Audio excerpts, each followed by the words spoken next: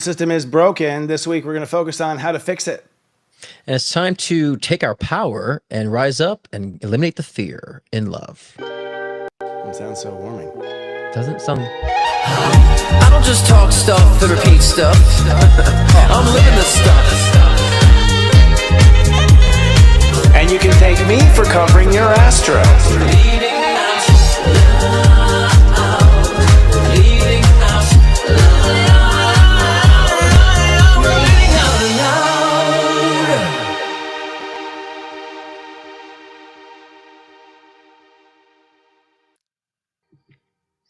Welcome to Leading Out Loud, the shift show that takes all things spiritual and makes a shift show out of it. I'm psychic astrologer Christopher Oteki, the sensei to Sirius Joy. And I'm Scott Cruz, psychic medium and mentor with scottcruzpm.com. Christopher, how was your week? It was a shift show. I think it's been pretty crazy in Taurus energy. I think we have definitely moved into a new era. We're in transition, and this cow does not like it. Well, I can feel that. I've been kind of more chill in the end. I love Taurus energy, so that kind of makes me laugh. So I kind of sit back and just watch it unfold. Yeah, from your mountaintop, rising above, looking down upon us. This week we're getting into a psychic read. We're going to be talking about the economy because obviously it's been hitting us like crazy. The population has just gone completely stale and stopped spending money as we tend to do in fear. And as a result, capitalism is slowing down. So to start this off, Scott, we're going to do one of our game show shticks. And this one is called the psychic read. We're talking about soul capitalism tonight, the idea of soul capitalism. We want to check on some basic economic principles and get your psychic read. Are you ready, sir? Okay, let's do it. The first and the most obvious is we'd like to know what you pick up on the R word. That is recession. Is recession coming or not? I think it's already been here. I think so. But are we headed to our major recession? I would say no. I never really felt that, even though there's been so much fear and trepidation about that and so much talk and push in our faces. I just don't see that. I feel like this has been a market manipulation crash. It's going to shoot up and we're like, oh, wow, it's the best growth in history, right? So no, I actually feel like we've been kind of in a sluggish sort of recession for quite some time. And no one's really been able to identify that and admit to that. So, but I think we'll be coming out of that, whatever that is. So the answer is no. No.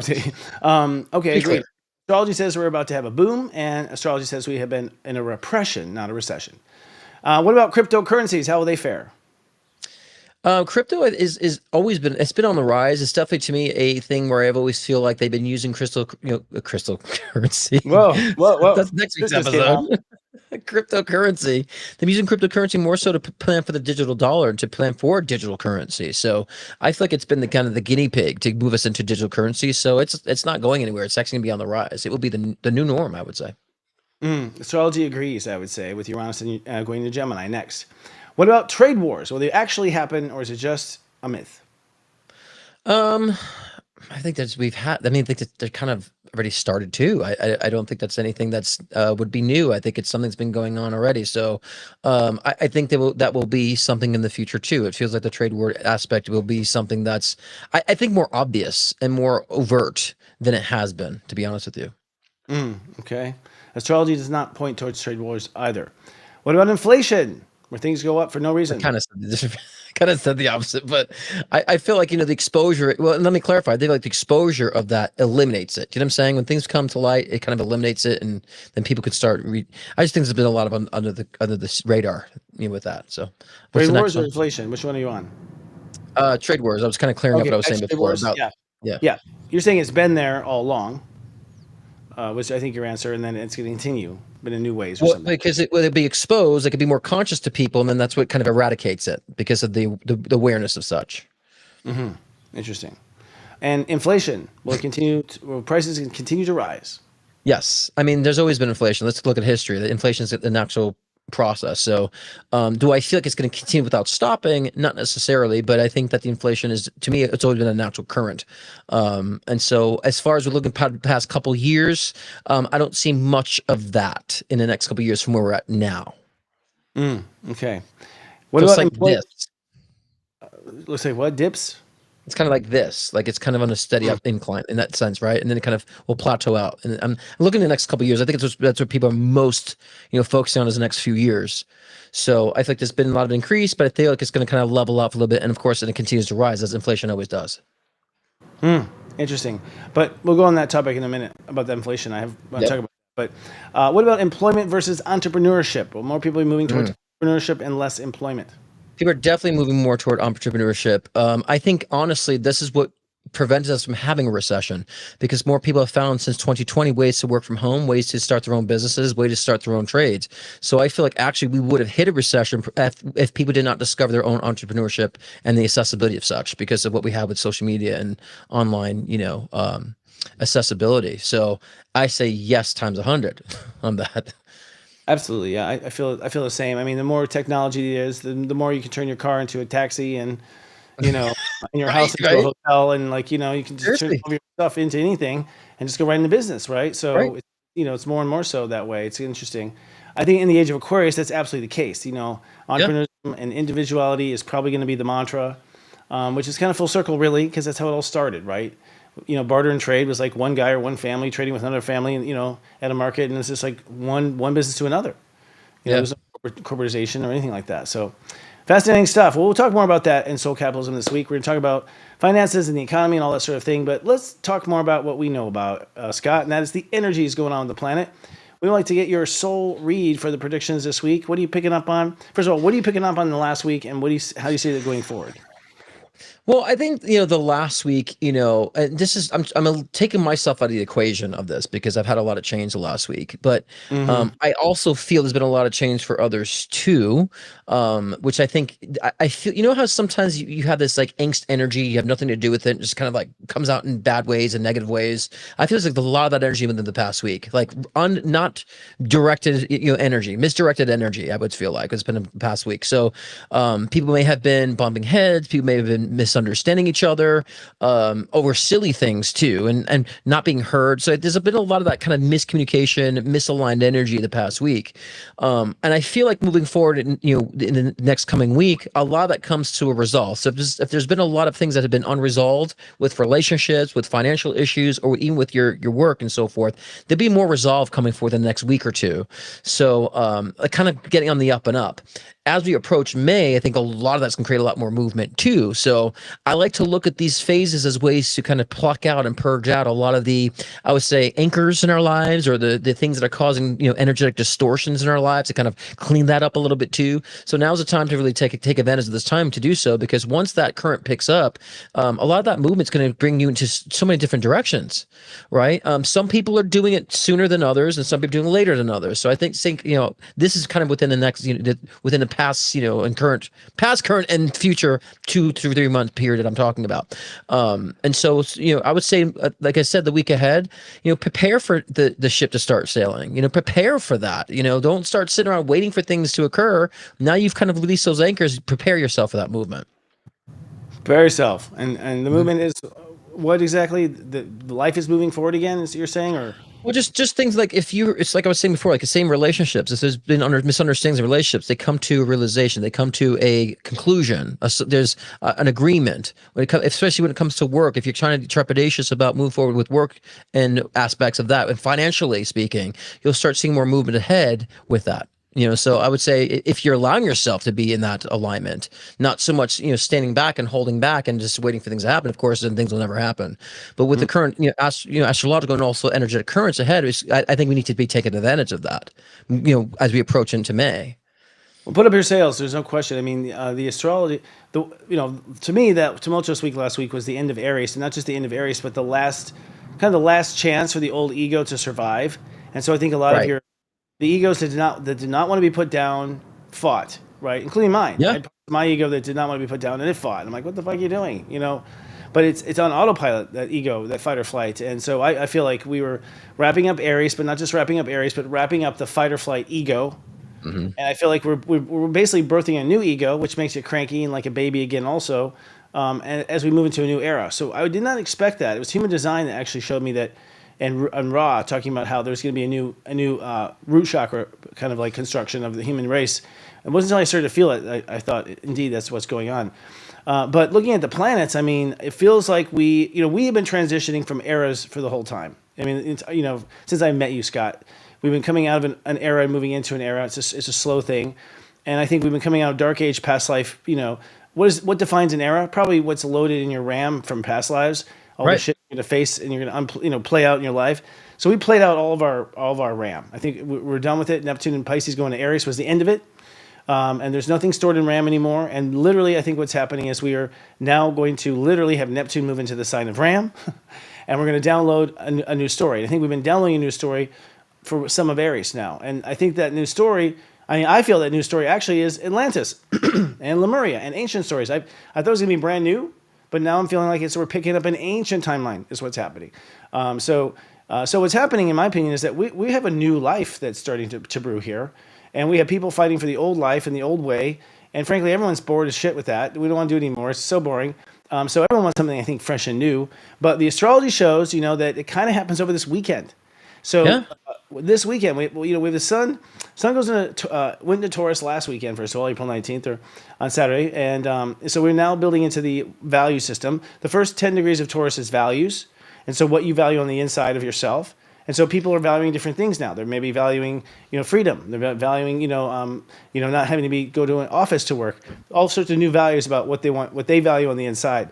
That, by the way, is the basis of economy, and what people barter and trade. And then we have Venus conjunct Saturn in Pisces this Friday. And ultimately, what happens then is you're forced to drink the Kool-Aid. When Venus crosses Saturn, that's it. She's getting married. Venus is getting married to the Dark Lord Saturn. And that's it. What it basically means that we're aligning with a certain spiritual story and a certain spiritual mission. 27 Pisces is a mission. So the planets say, okay, we all on some mission. Who knows what it is? I propose it was Atlantis.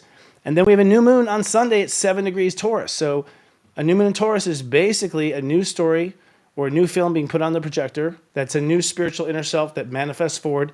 And to me, that's the new story. The only other interesting story is in 2 weeks from then, we have a full moon at 22 degrees Scorpio, and that will be the shattering of something. And really probably some sort of some glass ceiling, some limit is going to be shattered in 2 weeks.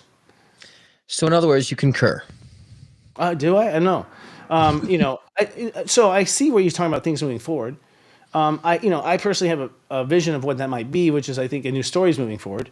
Yes. So I agree. The traffic starts to let up. I think it's because the winds are blowing in a new way. And I don't know if people realize it or not, because people seem to be really trapped in fear. We have Black Moon Lilith in Scorpio right now. Yeah.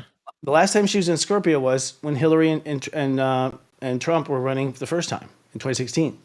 So all these dark fears about the worst side of humanity and the worst humanity can get, Black Moon Lilith in Scorpio is about as dark as it gets as far as fears and bogey stuff like that. So I think a lot of what you're seeing in the media and everything else is Black Moon Lilith, us facing our fears. I don't see astrologically us going down these dark paths again. No. That's what I'm saying. That's what we need to prepare for that movement. That's what we need to prepare, because a lot of people who've let go of those anchors, especially when we clear out the space in our minds of things that have been congesting us, and we've been very comfortable with those fears. We clear that out. That creates like this anxious, energy, because that energy has been directed so much to that fear, so much to those things that have been depriving of us. Now we take that out. We're like, oh my God, what do I do with that? So there's a lot of misinterpreted, misdirected energy, like I was saying before. So that's happening. Right. But now we have to understand what to fill that space with. And that is the new story that you're talking about. So we got to fill that new space, that new story, that new direction. What is the direction? Right. Because with the currents ahead that are moving, that movement of energetic current, we're on riding that wave, riding that current, things will progress. But if we're kind of not, if you imagine a current going and we're not making that realization and not navigating or creating that direction, it'll swallow us whole. So not everybody's going to be joyfully moving forward. If they are stuck in their fear, then that movement would be, very, I would say draining and dangerous for them, so to speak. So what I'm saying is just that, we have to release those anchors, which is the fear. And when we do, I've seen a lot of people the past few weeks that have been releasing a lot of those fears and they go back to it because they haven't filled that new story. So they keep going back because it's comfortable. They're used to that, and so they stay in that cycle. It's like you're disconnected, but you're just going back because of habitual patterns and habits. The habits that you have. And so I think once we do create that story direction, then yes, then we can ride that current of wave and new movement. Moving creates the story direction. I mean, I think I never want the fear to come back. It comes back on its own. Black Moon comes back and boom, there it is again. There's the same damn thing again. So it's how we react to it, right? It's how we react to it, not so much how you respond. It's absolutely your power, right. For sure. How you respond is power. And I just hit the bottle harder. I'm just kidding. You just hit the bottle harder. This time you're going to drown it out. No, I think it gets lighter. Actually, it becomes a nothing burger. I think that's one of the parts of this last year. I think a lot of the and you hit it and you're like, don't scare me no more. Right. I think the end of it. Been there, done that. I can't quite tell if people are really scared about the economy. Well, I actually, we have evidence to show so. I mean, sales are down. We're seeing less spending from our It's customers. trepidation. Yeah. Yeah, people definitely gotten afraid and frozen a little bit, which is the wrong thing to do, y'all. The wrong thing to do, but yeah, I'll go spend some money for you. But ultimately, I think that's not the way to go. But the question is, in May, it seems as though we were basically manifesting a new path. And it appears that looking at the astrology, I'm just saying astrology-wise, we're on a new path. It's a new path of values. I think people start to steer their ship into new directions of what they value that's different than what they used to value. And that's always what it is. That Taurus and our desire for pleasure. That's always what steers the whole ship of Mother Earth. And then when Jupiter and when the Sun hits Gemini, I think shift goes bonkers. So it looks like it is like popcorn bonkers in June, just bonkers. And I'm not sure what that means. I just think probably things being said that people don't really mean, and I think things being said Oh, that it's deeper shock. than that. June, July, revelation for me. Those are months of revelation, truth field, the math thud, right? So people who have been very fictitious and how they've been, have they presenting themselves, people who have been, misleading, and people who have been acting in dishonesty. That's all going to be like exposed. So, so I feel like a revelation, across the board collectively, but also individually. There you go. Well, interesting revelation. You've heard it here, folks. I hope that may be the case. For me, it's like I don't know if it'll be anything I haven't heard though. It's just now catching wind, right, to the rest of the world, or Well, it's right, because what we, of course, like as being in the spirits communities, and especially truth communities, we've been saying this for decades. Like, hello, and then people catch on. It's like, oh, maybe their intuition does exist. Like, well, duh, I've been telling you that for centuries, right? So yeah, those of us already know, but collectively speaking. But I also think it's also in the individual lives too, Christopher. So it's like those people who are, in their own relationships, if they've been dishonest, that gets revealed, and all that stuff comes out and purges out too. So. yeah. And well, so I think that's the full moon. So someone wrote glass ceiling shattering. That's kind of cool. Well, kind of. I'm not going to predict doom, but the Earth is in Scorpio, so the truth is coming out. I feel like next week in particular, once we get out of these early degrees of Taurus, once you hit Taurus, it's 11. Then it starts to be about 11 degrees. Then it starts to be about things in your life and the things you value in your life. And I think from step 11 to step 19, probably the biggest breakup history you've ever had in the United States. I mean, I think there's going to be a ton of breaking up. I think there's a lot of truth that's going to come out from people and admittance of things, and because they want to move on, and a lot of sabotage because they want out and they don't know a way out. And I feel they've just waited too long. Some of us, experienced it a while already. But then that full moon at 22 Scorpio, that's a quantum full moon. I mean, that's a moon that anything can happen. But it means that we have had certain limits, invisible limits on ourselves. We don't realize it, but we have invisible limits. Those invisible limits are usually due to fear. Most of the time in chart readings, a client won't go past a certain point, not because they don't have the talent, because they're afraid of what will happen on the other side. And so the rest of their soul sort of sabotages it, never gets them near that glass ceiling. And so usually it's us who keeps us from going past that line, not, the alleged ceiling. So that shatters. That means that whatever is holding us back is gone now. Where the glass dome of the Earth finally shatters and reveals what's out in outer space. There's some sort of revelation that happens on that full moon. And I'm curious what it's going to be. And, So you concur again. do I concur? I don't know. I'm not really, honestly, I don't listen to what you say. No, I'm kidding. I have no idea. Clearly, unless you're trying to be a contrarian. I'm not trying to be contrarian. I'm sharing my opinion. I don't remember, sometimes I don't know where you're going with it, but I assume you, as brothers, are always on a similar page. Yeah. Yeah, I just said it in different contexts, but yeah, I said exactly. revelation, things opening up, and so, and I think that is. I think some people take that in a negative sense too, like a revelation, like, oh my God. Well, I do. Enlightenment. I do. No, see, I do. When you said it, I was like, oh, Jesus. Revelation to me, to me that's enlightening. It's like it's freeing. Because, and I'm glad we're even talking about this now, because I think it's good to share that. Maybe other people think revelation, oh my God, this is a strong word. It's like, no, it's a freeing energy to know. It's a freeing energy to be in truth, and the truth revealed is a positive thing. It's all a positive thing. Eventually. There's a little bit of chaos and freaking out at first, I've noticed. I mean, especially when people realize. Do you think that we're in chaos? I think we're in the chaos now. Do you feel the same way? I think that we're kind of in that chaos right now. It's been chaotic. The energy has been chaotic for sure. Yeah. But that's, I think, as the volcano is trying to bust out. There's an earthquake here in California. That was interesting. That tells you a lot right there. When Mother Earth, quivers like that. I think that was nothing. I know. but it's still something compared to what we've had. You're a Nothing. newbie. That's nothing. I was waiting for it to shake, but yeah. No, but yeah, but there's fires going on in Jersey. There's a lot of things erupting right now, so there's a lot of things going on, just I always say that's Mother Nature is always responding and when we are, acting up, right? So Well, I felt as whenever Mother Earth shakes like that, even a little bit, and not huge, I think it's kind of a warning, like for one, and I think secondly, it's a release of tension. And so I saw there's a huge yeah, release of tension. We had a lot of tension to release, and I felt that tension. There's no question about it. I can feel Spend the tension too. yeah, absolutely, yeah. You cut a knife with it sometimes. Cut a knife with it. The Backwards. tension. He Yeah, cut it with a fork, yeah. yeah, totally. So, anyways, tonight we're going to talk about things that resonate with money. It's called soul capitalism, and we're Mm. talk about how the soul can be infused with capitalism. And it's a very good topic for Taurus and a good topic when the stock market is crashing. But Scott, you have something to say, something to buy? Well, if you guys are struggling during this time, of course, sessions are open for April. I'm opening up May soon too. So if you ever have, questions about where you're heading in this movement, because it could be very uncertain. And a lot of times people go to see psychics and mediums because they want to understand where am I headed. So especially what I'm really designed to do with my work is to read your trajectory. What's going on? I always like to say I'm a trajectory surgeon and say, this is here. We got to move this here, put this here, do this and maneuver here to accelerate things here. So if you want more clarity on that direction during this time, and your financial certainty, scottcruzpm.com, book a one-on-one life reading with me. I also offer mediumship sessions, which is interesting this month. I've been getting a lot more mediumship sessions. So it's interesting to see people want to connect with their loved ones and spirit. So, because there's times when there's none of those. So perhaps there needs to be more connection to spirit too during this time. But again, scottcruzpm.com. And you can find me also on my live show. I didn't realize we're doing this too. Find me on my live show tomorrow night for Create Your Own Matrix, where I'll get into this aspect. We always hear all the time about escaping the matrix, leaving the matrix, breaking the matrix. Well, what about creating your own matrix? Tomorrow night, 6 p.m. Eastern Time, 9 p.m. Pacific Time, I'll also be doing live readings. If you didn't catch my last show, you can catch that on the recording as well. So join me tomorrow too. All right. I thought for the What way do I do? that we're going to video there.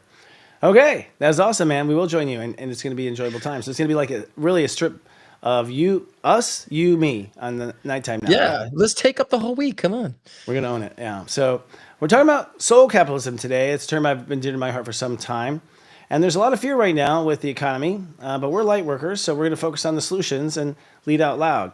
We have a special guest, our executive producer here, Eric Elahi, joining us today to talk about her book, Soul Capitalism, How to Take Back Your Power and Change the World. I love it. Such a 29-degree Libra kind of title. She is a 29-degree Libra sun, and she has a coaching consulting business helping others align with purpose, with profit, and she will also be speaking at the Unite the Light. She'll be on our panel, Conscious Capitalism. She's also our producer here on LOL, so we had no choice but to do this plug. Welcome, Erica. So, how are you, dear? Is she there? She's coming up. Okay. I'm let's here. get I'm that. here.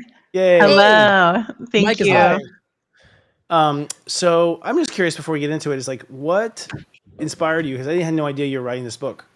You just announced you had a book. So what inspired you to do it now, Yes. etc.? Yeah.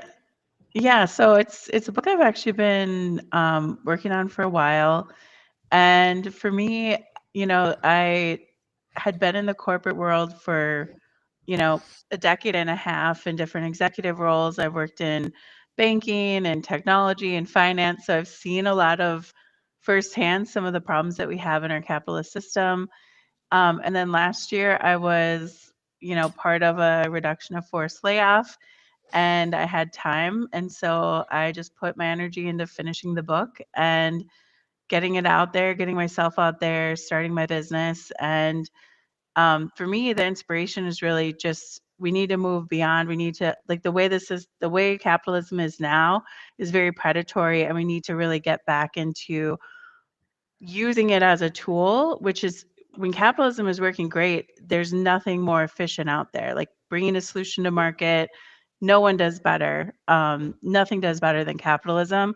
But what we see, a lot of the problems that we see are all because it's become very predatory. And so this is really what the book is about: is how we can take our power back. We don't have to be victims to a system. We actually have a lot more power than we realize. And this is a guide, whether you were, in the corporate world and you're, struggling because it's not aligning with your purpose, or you're in the spiritual world and you need help, getting your business off the ground. having that marriage of those two together, I think is really powerful, where we can bring in this soul wisdom that we have and then use the vehicles of capitalism to get our ideas out there in a productive way. But it seems like there is no soul in capitalism at the moment.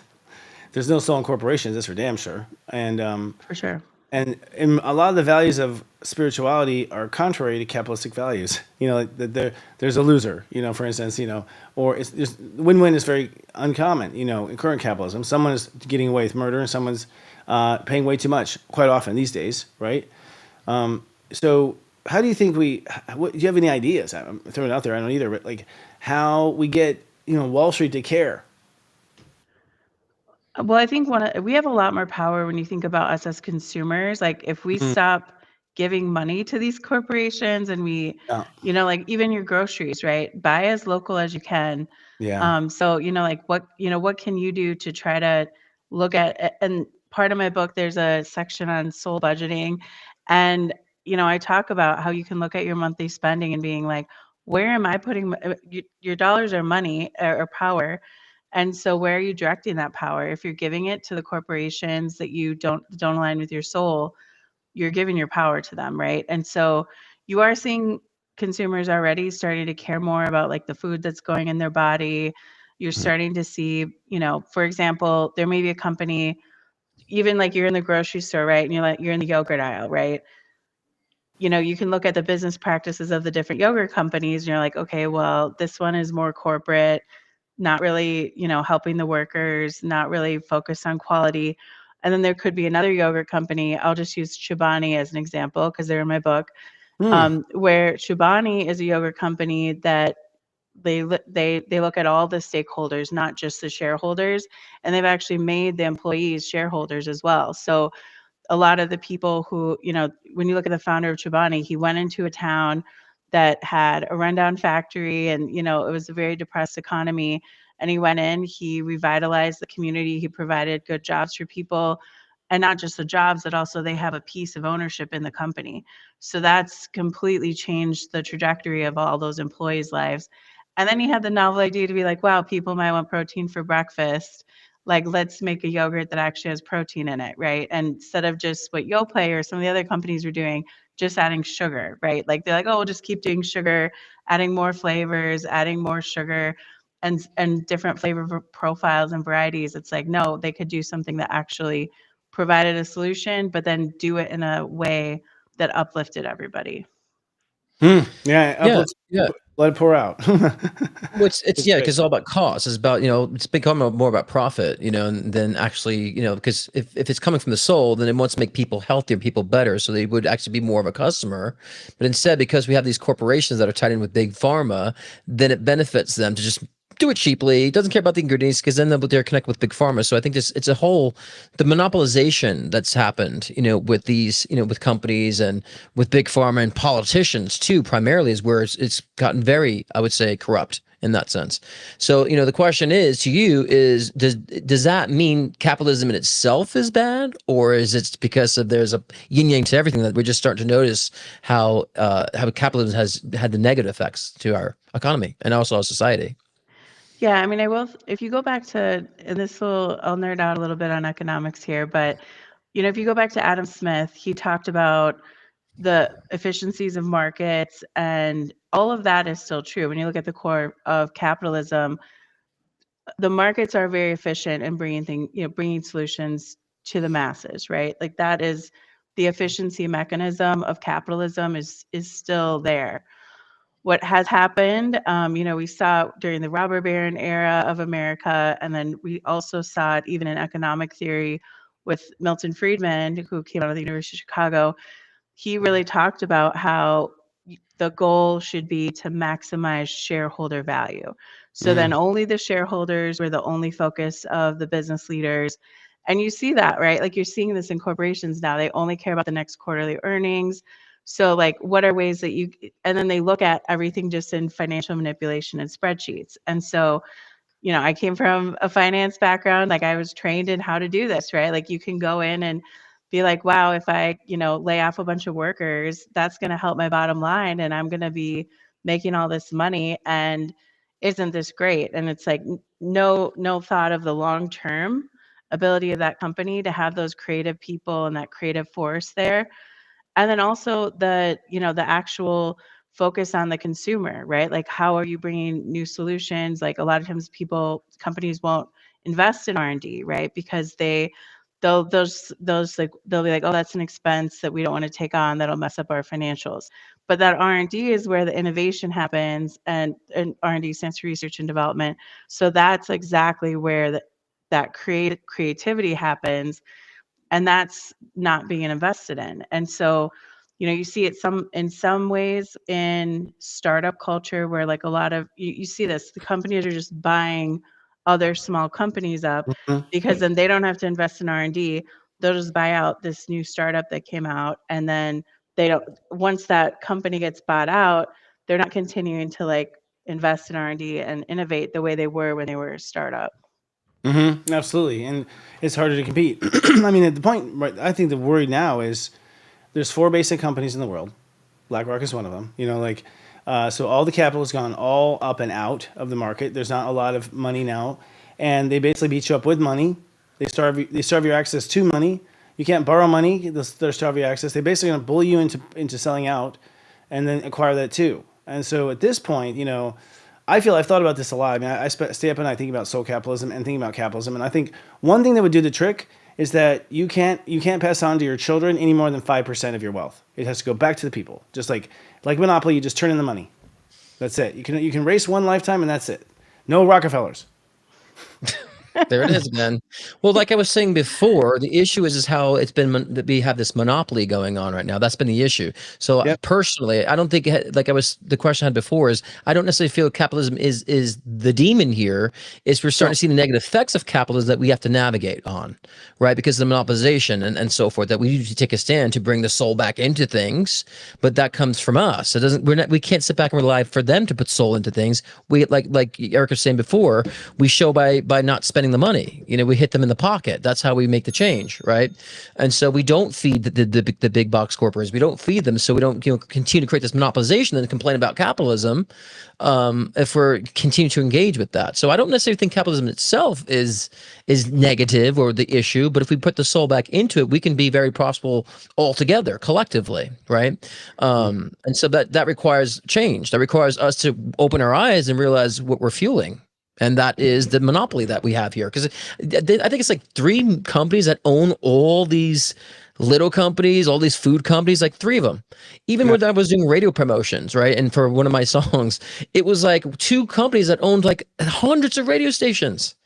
And so they're all controlled. So, we have to understand, this illusion of choice that we have, that, we can take control and put the soul back into capitalism, and then we all can actually thrive, especially when we talked about entrepreneurship, right? We all become our own entrepreneurs. We can start our businesses on ourselves, do our own startups. There's so much we can do, right, to become beneficial, become profitable, right?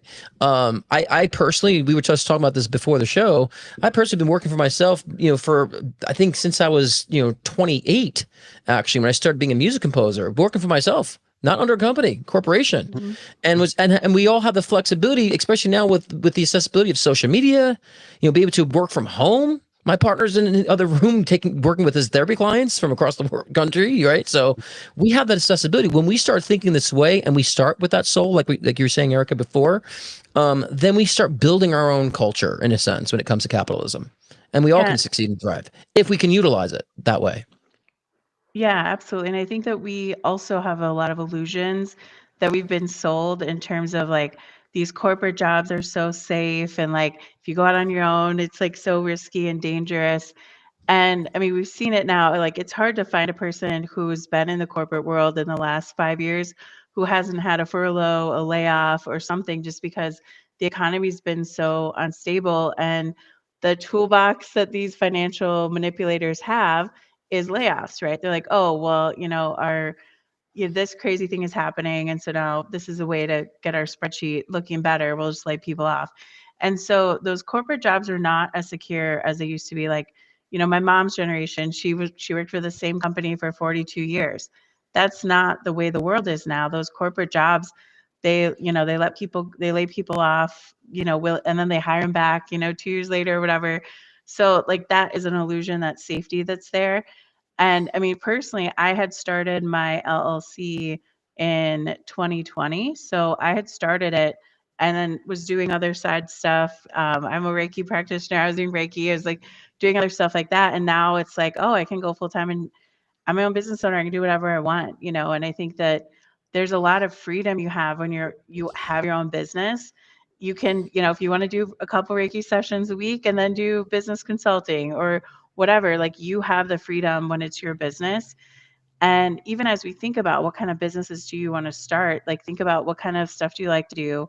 And, you know, we'll get into this in another segment, but you can already start being like, oh, how could I start my own business? What could I do?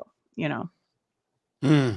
Soul capitalism to me, and I want to say I've been experimenting with it from the beginning. I mean, what was shown to me, like in my third eye, was that we have to take the power of capitalism itself, which is a great engine that's been hijacked.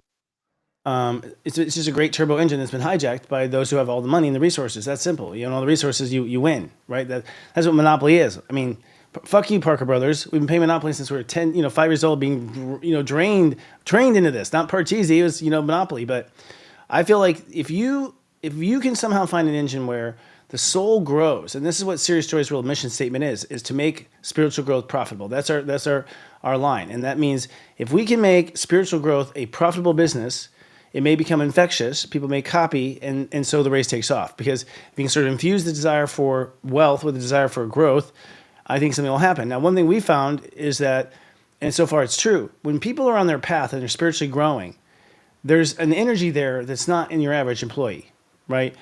Because they're excited. They're excited to be there. They're excited to do what they're doing. And there's a lot more energy for the company to work with. I think the company can make more money from the people's enthusiasm and extra energy than they could if they were cutting off people and laying off people at different times. So I think there's a certain engine here that's possible where you are engineering the company and the direction of the company to be in alignment with the direction of the souls, or you are hiring souls that are in alignment with the company, one of the two. Now, of course, that takes technology and knowledge and things like psychics and astrologers, but we have that, So far we've stayed afloat, it seems to be something true. It's pointing towards truth, that idea. That's kind of what I was saying like 3 weeks ago. I was saying that when people are spiritually understanding their mission and purpose, they show up. They work, they make change in different environments, right? And so that creates a collective shift and collective change. And then we can dominate the capitalistic, structure that we're in currently now.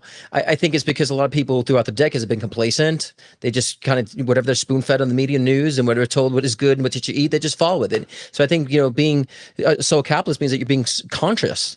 You're being conscious of what you're feeding, what you're actually also putting out yourself too. So I think we didn't have that for many decades. I think people are waking up to that now, right? And so I think that people blame capitalism. Like, don't blame the mechanism, blame the fact that we're not utilizing it the same way, right? And so that's why I think it's good for all of us to rise above. In a sense, it sounds cliche, but it's true. So we can take advantage of the system for ourselves. Many light workers are afraid to do that.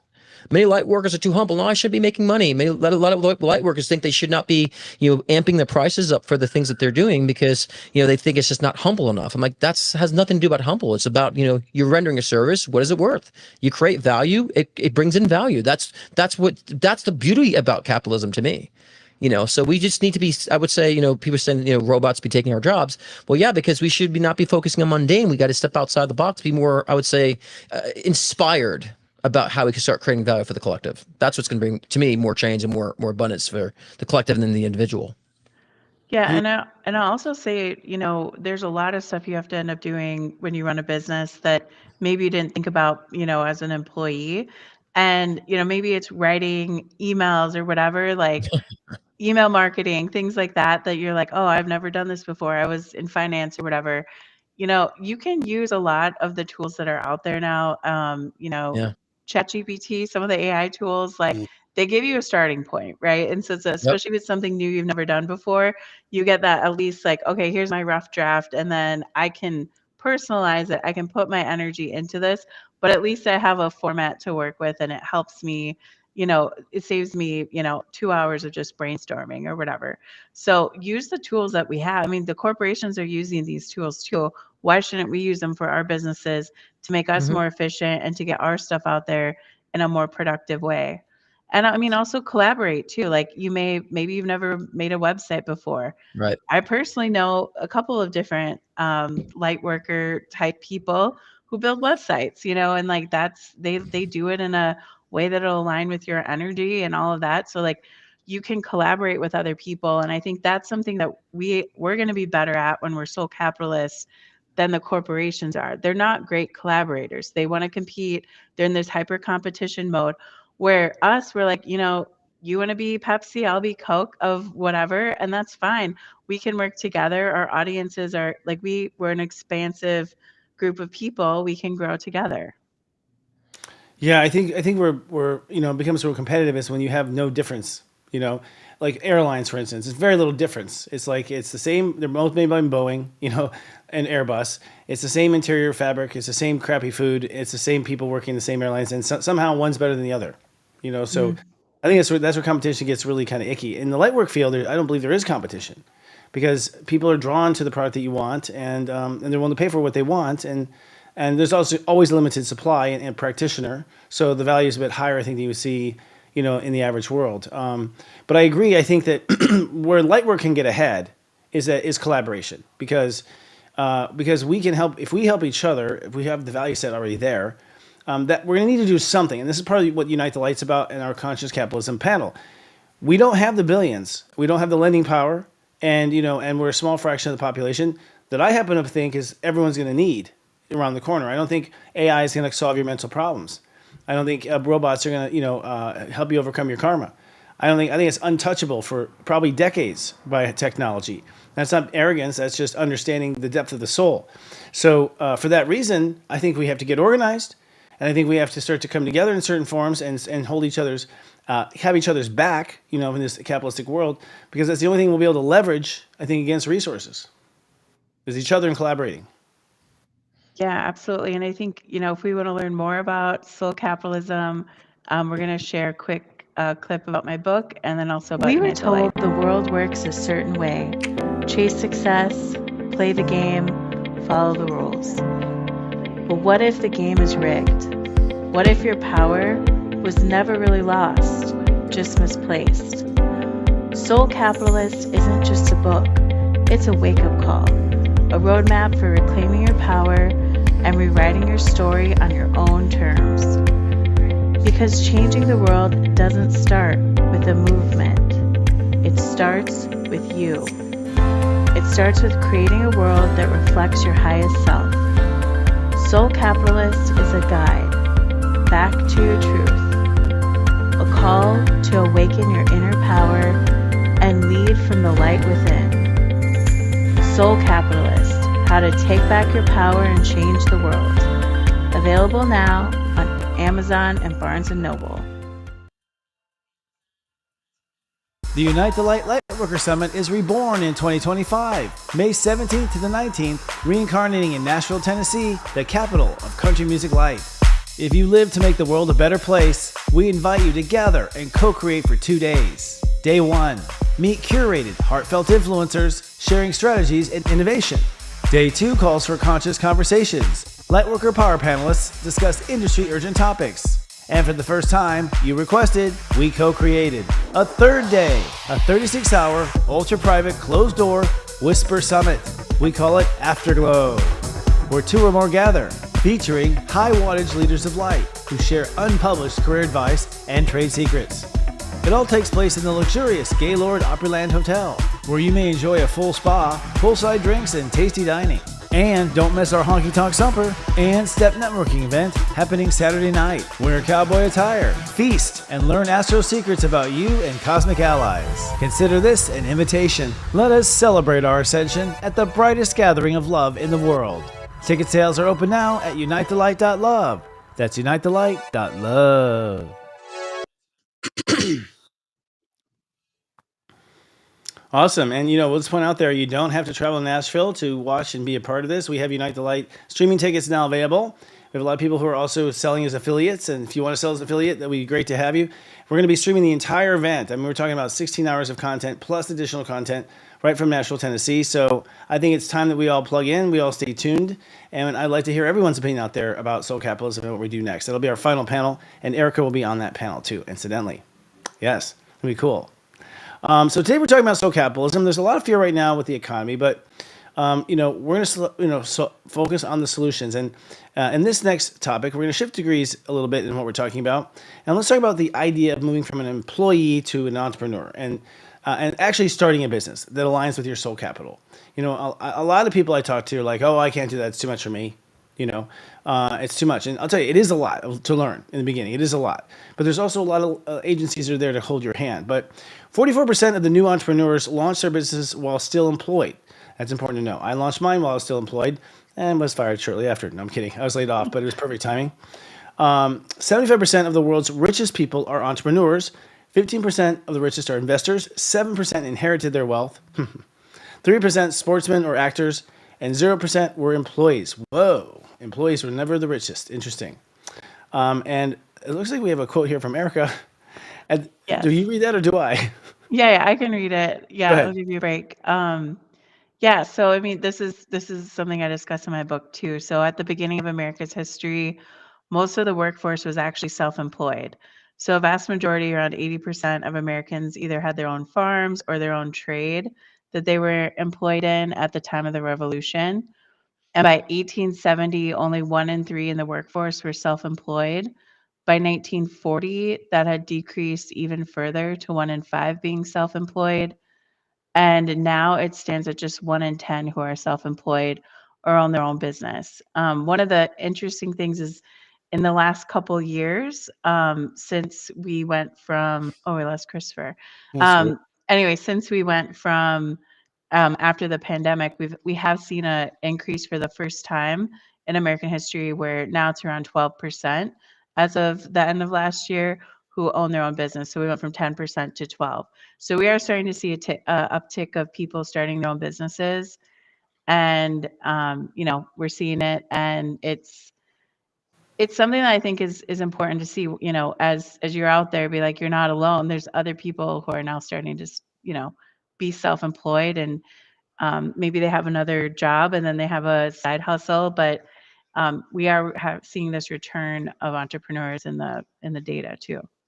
Yeah, and there's a lot of people that who are wondering, well, how do they begin to do that? And I always say you got to find out what interests you as far as what you can bring to the table as far as what's valuable to you and what could be valuable to others. I think that's where people need to start, and really having what are you passionate about, what are your skill sets, what are your talents that you can do, and what you need to apply to get things going. Of course, you can always learn. I think people shoot themselves in the foot because they don't realize, oh, I can learn that, or I can adapt those skill sets. I can adapt those qualities in the future.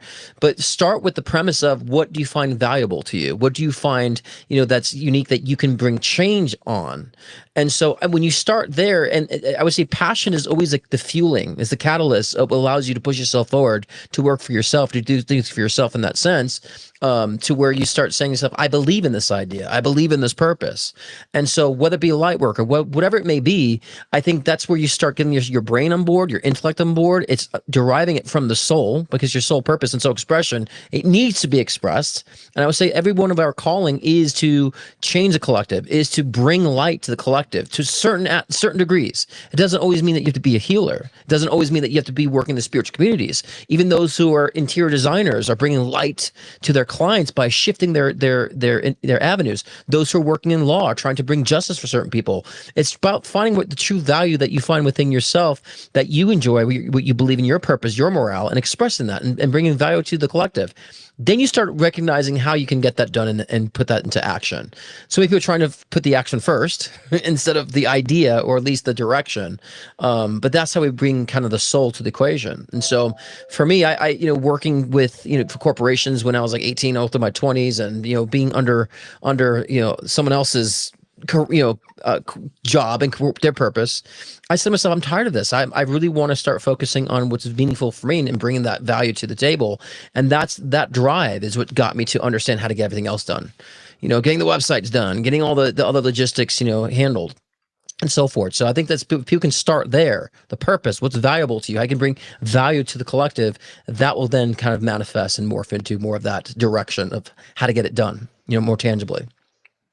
Yeah, absolutely. And I actually I have a Chris, I course didn't hear that any bit of that. I heard it. I Yeah. have, I think you just had a camera issue, but yeah. But yeah, no, I actually have a course that I published on creating a soul aligned business, profit with purpose. So, you don't have to go to me, but like there are courses out there. There's people that can help you, whether it's a course, a coach, like you don't have to do it alone either. I mean, maybe you want to do it alone, go for it. All power to you. But if you are feeling overwhelmed or like, oh, I don't even know where to start, just like practically do it. I mean, I worked with a client last week who she wants to start her own furniture business. And I'm like, this is amazing. Like, this is so cool. And she's very artistic and, it's not necessarily healing anybody, but it's like for her, she wants that outlet and she's going to start doing it and putting her furniture up and just see what happens. And, I think that is the thing. Like, what is it that your heart is calling for you? And like, just follow it. And solve a That's your problem. biggest guide. I was saying find a problem to solve for the collective that will bring value to the collective, and that will kind of like skyrocket you. What problem are you going to solve, right? Because so many people, Chris and I talk about all the time how people are always copying each other, right? No one's kind of really doing anything unique. Like everyone's just copying each other, and we have all this mimicking videos on TikTok. It's like, is anyone starting anything original or actually, creating a solution to a problem? But I think that any type of product that you start, like her furniture company, if she said to herself, well, I want to create furniture that's practical, that folds up, or whatever the case is, that would skyrocket. Like, oh, I need that. Easy to pack up and move and turn my couch into a suitcase. Like I'm being stupid, of course, but something that's very unique and something that solves a problem. And I think that's where people will find their success because, again, value creates value. I think we're about to hit that period anyways. For one, I feel, the generations that have been active up until now are getting, I think are kind of burnt out. They need inspiration. And the younger generations are coming with fresh ideas like the millennials and stuff. They have some ideas. And I feel like what you're going to find with Uranus and Gemini, ideas are just going to fly. Okay. And the last time this happened was World War II. And we had the creation of the bomb, radar, television. I mean, all those things, even the factories, even the white picket fence, all that stuff that's manufactured, all those consumer goods, they were all invented within like a 7-year period. That's it. And we're about to re-enter that same period that we just had. I think the AI is going to enable a lot of it and disable a lot of it. As well, because I don't think AI is innovative in itself. I've never seen it be creative or interesting to me. So I think that's something that we can get trapped in, by the way, having AI process our ideas. One thing humans do that no other species does, according to the Pleiadians, is be creative. Like we have creativity, God creation creativity, and I think you're right, Scott. The more creative with a K, the more interesting it is. And dare to be different. I think that's part of the age of Aquarius too. The more different, the more unique you are. See, we've reached such a bland point right now. You can see Hollywood's bland, the music's bland, everything's so bland that it's just waiting for a creative spark. Yeah, I agree. Once that takes, I think that once that inspires one, then all the people who are scared or worried, they come out of the closet with their spark and so forth. I agree. Yeah. And I think one of the ways you can also market yourself is tell your story, especially if you are a soul capitalist. You have a unique story that is going to cut through a lot of the BS that's out there. Most people don't trust where they're buying their food, where they're buying their clothes, where they're buying their furniture. But it's like, if you can be like, hey, I'm a single mom selling furniture and this is what I love to do. People like to be with people that they know and they trust. And there's a huge trust deficit in America right now. And so if you put yourself out there in an authentic way, that'll resonate with people and people will pay for it. So yes, but you have to just put yourself out there, just be brave enough to do it. Mm-hmm. Yeah. And not just who you're dating on social media. Yeah. I find it interesting to see just the entrepreneurialism happening on TikTok. Have you guys been on TikTok like at night? Mm-hmm. It's like there are people who are on there like selling like candy. They own a candy store. Yeah. There are people who are like, I'm just like, whoa, this is crazy. Like people are watching them too. Like the fifth commenter will get a free bag of candy, and the people I find myself watching. I'm just like, oh, and they're scooping candy. There's something about it. It's just this mesmerizing. But like TikTok TV at night is like as if Craigslist had a TV channel. Like it's the weirdest shit you've ever seen in the world.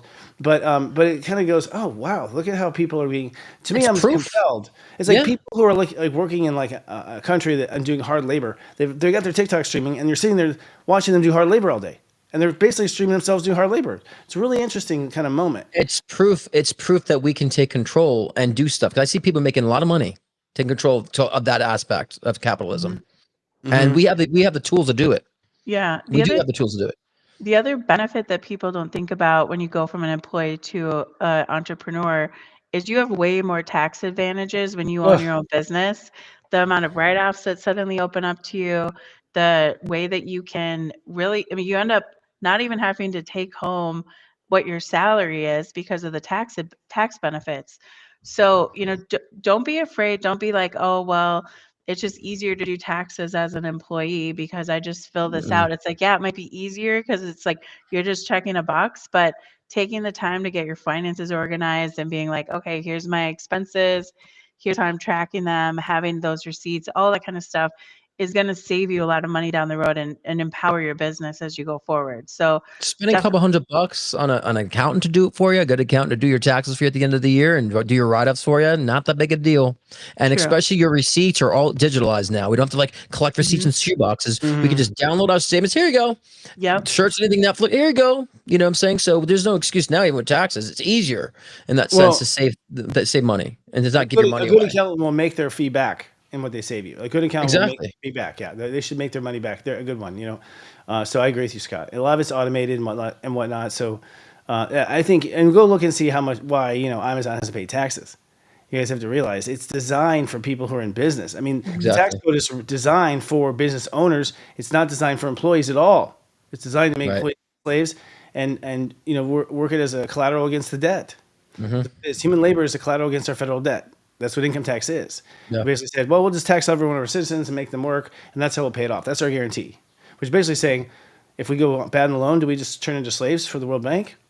I don't know. It's kind of spooky, right? You get your own business now. But I think we're in a place now where we are. I think Uber, huge. People, I know people who go Uber from 4 to 6 in the morning, and then they're back at home with their kids. Like it's just part of their day. Like back to their own business, and they're back from their own business again. So these businesses are disruptors. They're putting the power in the people's hands. What's that? Disruptor? Nothing. But no, I'm just saying, like, I mean, people haven't seen people like making like $50,000 a month on OnlyFans. You know what I'm saying? And don't recognize how easy it is to make money for ourselves and to create a living for ourselves. If people who are not that bright can go on OnlyFans and just dress up as a nurse and make $50,000 a month, come on, guys. We can actually get our brilliant ideas to the table. Don't let that, the how do I do so be the thing that inhibits you from actually doing it, actually, so. It takes a little bit of brainstorming. That's all it takes. And just getting yourself to believe in what you're projecting. Only in America can you make $50,000 a month dressing as a nurse on only. If we didn't have such a repressed sexual nation, that you wouldn't make the donkey on that. You wouldn't make any donk like at all. So it's crazy. So crazy. I think we're about out of time. 0 minutes left in the show. Well, folks, this is the kind of topic we'll be talking about in depth in Unite the Light. So we want to invite everyone again to unitethelight.love and get a ticket, get on board the conversation. I do think it's time for us to come together. And I'll tell you, Eric and I we've had long conversations, and we talk about what we can do together if we came together as one kind of industry. And I think we should consider that. I think we should consider teaming up a bit, and taking advantage of the same things that are out there for others. It just takes organization. And hell, half of us are psychics. So what are we waiting for? Right? That's pretty good. Well, we thank you, everyone, and we say, that's all we have for this shift show. But next week, we'll be talking Mu or Lemuria, one of the two, whichever one you go with. And Scott, your final words? Well, don't forget, too, we're moved to Wednesday nights. Although many people think we're still on, Thursday mornings. Nope, we're Wednesday nights, every Wednesday, 6 p.m. Pacific, 9 p.m. Eastern time. And like we said before, my live show will be tomorrow night, every Thursday, 6 p.m. Pacific, 9 p.m. Eastern time. So catch us. And then we have, of course, Christopher and Serious Joy on Fridays. Is that at 5? Christopher, your show, remind me. Namaste Today Live is at 5 and Estimate at 6 p.m. That's Pacific, so add 3 hours for Eastern. I haven't watched it in months, so I don't remember. 9. Well, thank you. I thank you. Just kidding. Thank you. Anyways, all right, that's all, folks. Remember, don't put up with the shift show. Lead out loud. Lead out loud. See you next Wednesday. Oh, my goodness. So we keep Erica on this? So we do. Erica, you get to shoot the show with us. I did. Oh, wow. Oh, where did you go? Ooh, doggy cam. Does your dog like to be Rocco placed? out loud. Like to dance. It's Rocco out loud now. Rocco, huh? Yeah. He's a capitalist. He's a soul capitalist. He believes in it. I love it. I know. Yeah. I see him Endorsed hanging on your box. by Rocco. It's true. Bye, Rocco. Does he have OnlyFans? Only dogs. No cats.